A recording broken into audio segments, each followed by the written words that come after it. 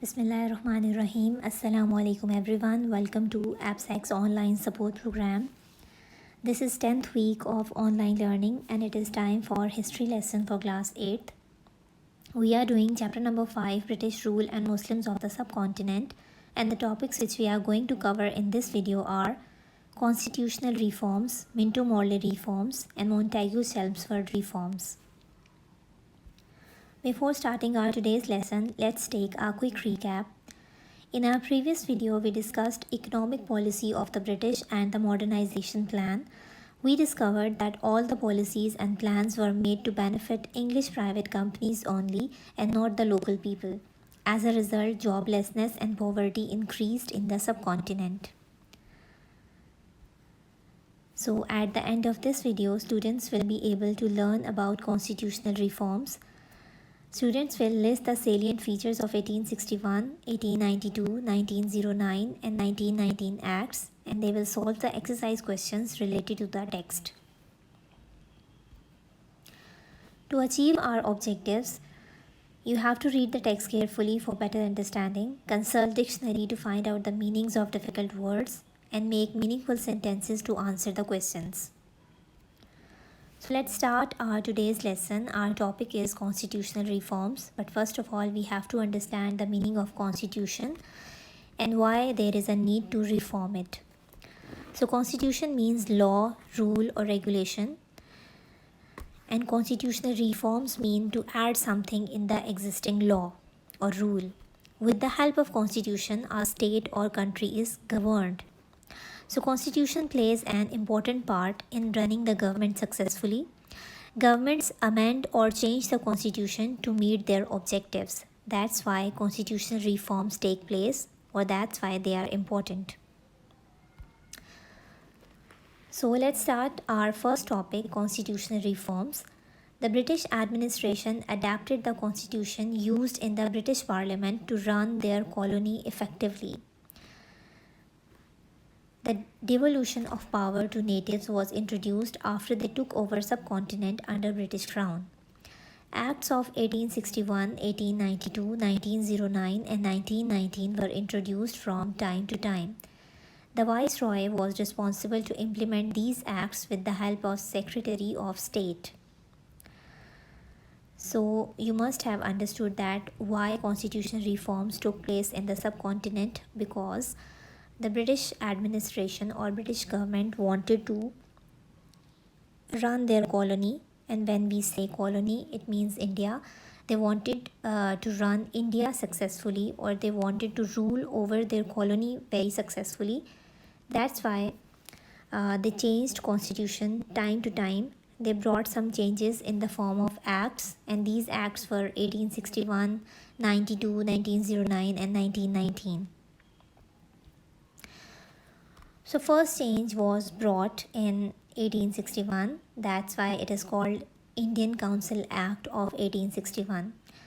So in Indian Council Act of 1861, the Viceroy's Executive Council was transformed into Cabinet.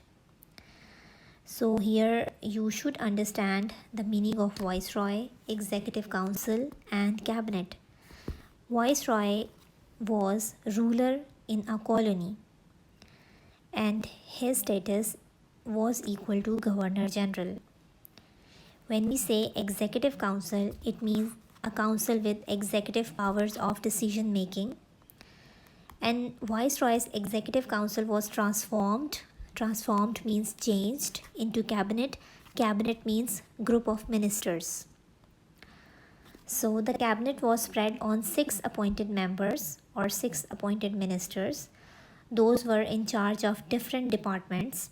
Their departments were Home, Revenue, Military, Law, Finance and Public Work.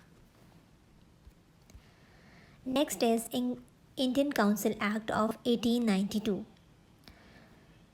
So as a result of Western curriculum, there was political awareness among the local people of subcontinent for their rights. The Act of 1892 authorized an increase in the number of non-official elected members in central and provincial legislative council. So Legislative Council was a council which kept an eye on enacting different laws. So the number of members in the Legislative Council was increased, and why it was increased, because the people were at that time more aware of the situation. The local people were becoming educated, and they considered their importance, or they thought about their importance and their role in the politics. Okay, they were allowed to question the government policies, keeping certain limits. But what happened, that their number was increased, the number of elected members was increased, but those members were only allowed to question the government policies, and they were not allowed to bring any change or bring any transformation. Next is Minto-Morley reforms of 1909. In 1909, by the creation of Indian National Congress and All India Muslim League, political awareness among the local people increased. The Indian Council Act of 1909 is known as Minto-Morley reforms. Under Minto-Morley reforms, 60 Indian representatives were to be elected to serve on the Imperial Legislative Council of the Viceroy. So Imperial Legislative Council was under the Council of Viceroy and was succeeded by Constituent Assembly of India. So it was decided that 60 Indian representatives were to be elected to serve on the Imperial Legislative Council. And why this decision was taken? It was taken just to calm down the people who were aware of their position, or who were aware of their power. That's why they did this reformation. Out of these 60, 37 of these were official and 23 were non-official members, so their status was slightly different.